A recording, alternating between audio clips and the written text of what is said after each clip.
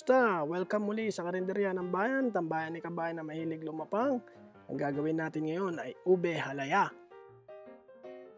Kabayan, bago tayo magsimula, huwag mo kalimutan i-click ang subscribe button at ang kampana di kalembang sa gilid para updated ka sa mga bagong lutong Pinoy. Maraming salamat. At ito ang ating mga sangkap.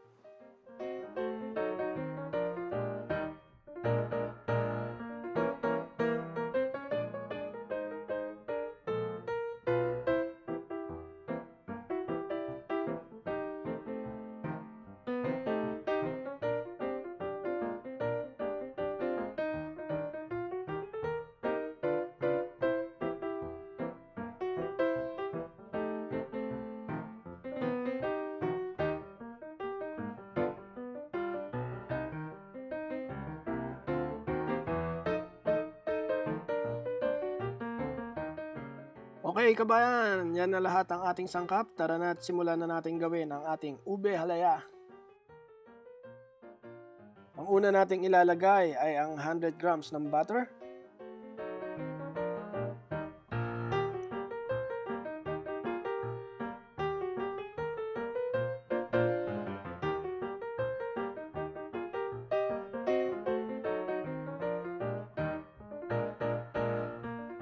Pagkatapos po ng butter, pwede na po natin isunod ang ating grated purple yam.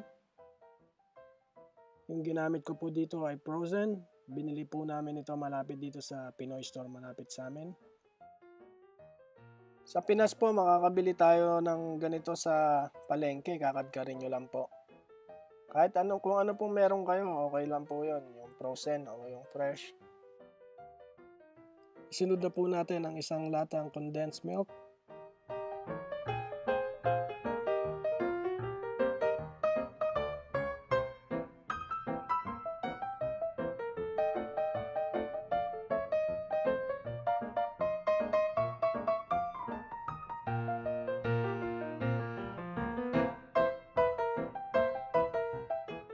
Ilagay na rin natin ang isang latang evaporated milk.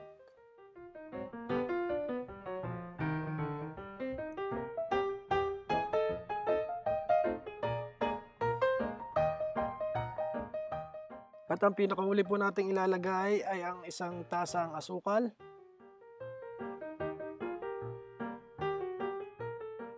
Pag nalagyan nyo na po lahat ng sangkap, pwede na natin simulan ang ating exercise.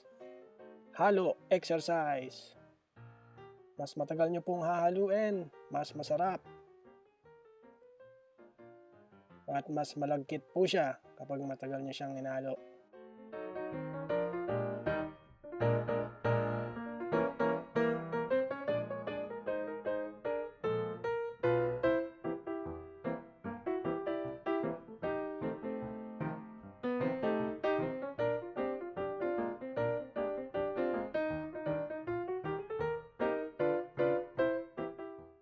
Kapag ganito na kalagkit, kabahan, pag nakita nyo ganito ng kalagkit ang inyong ube halaya, pwede na po yan. Pwede na nating ihanda ang ating lalagyan para sa ating ube halaya.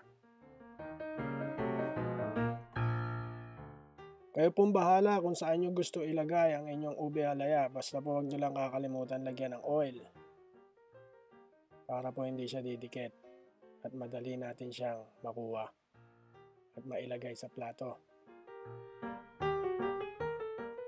Bale po, 6 na llanera ang ating nagawa sa reseping ito. Kung meron kayong mga katanungan kabayan, i-comment nyo lang sa baba ng video na to at susubukan po namin sagutin kaagad ang inyong mga katanungan. Maraming salamat po sa muling panonood sa aming video. Sa uulitin, kita-kits!